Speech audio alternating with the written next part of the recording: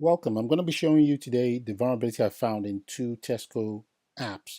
And what these apps are vulnerable, the vulnerability I found was they failed to validate SSL certificates, and also were sending um, username or passwords, especially passwords unencrypted over HTTPS traffic. So it means if you conduct an man-in-the-middle attack, an attacker is able to sniff these credentials of users logging into the app.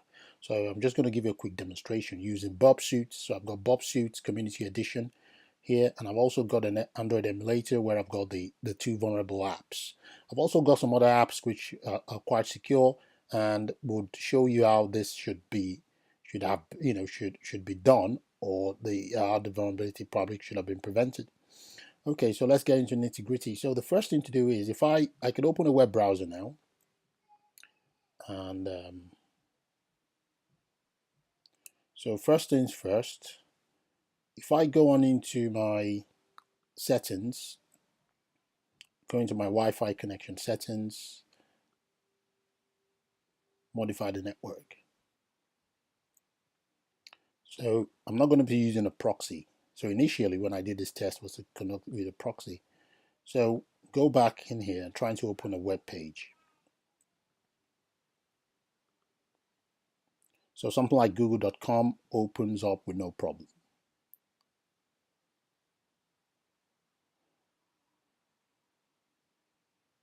So you see that works out very fine.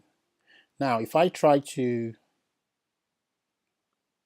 send whatever traffic going to the web or to the internet, to try to send it through this proxy application, which is Burpsuit, to capture the traffic, we're going to go back to settings.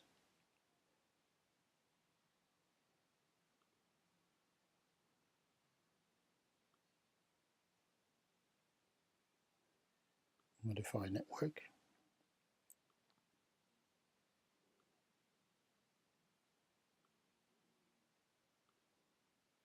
Okay, so I'm just going to give you the IP address of my local machine.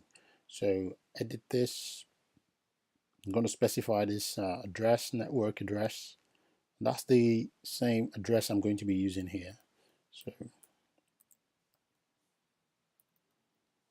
then port number is 8080. Okay, once again, so I'll click OK here.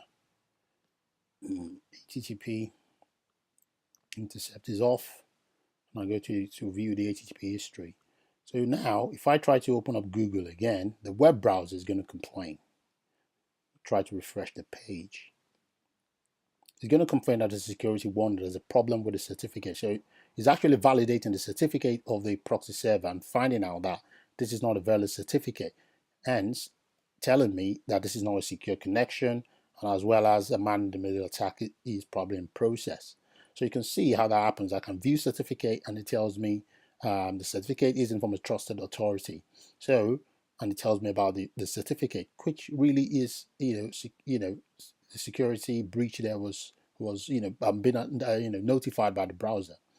So if I open a safe app, so this app was vulnerable, reported it the same way, and it was fixed. And if we try to log in into this app, so I'm just going to sign in. So I'm going to be using test user at safe.com and also a test password 1234. And I try to sign in.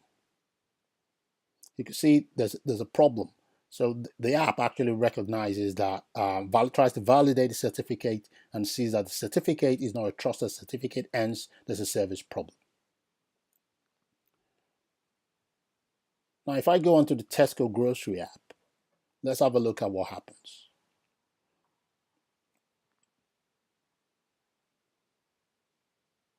You can see straight away I'm beginning to see traffic. So the app is not actually validating the certificate, which the initial app or the Safeway one actually did. So here, if I try to sign in with a test user at Tesco .com, test password 1234. So I can actually show the password, and I try to sign in.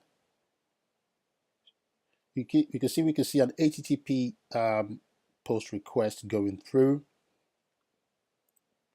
And if we monitor this traffic, especially from here, we can see the post request here. We can actually see the test password in plain text. Even though this is over HTTPS, a man-in-the-middle attack, validation, certificate validation failure, and as well as the password being sent in plain text.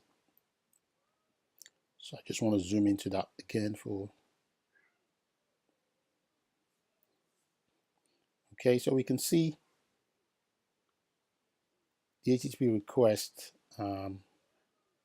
being sent across here. That's the username and password. So I'm just going to clear the history and show you this vulnerability again in another app related to Tesco.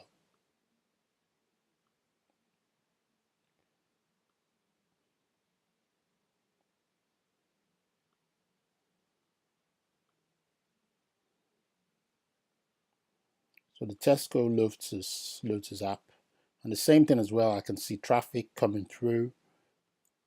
If I try to sign in,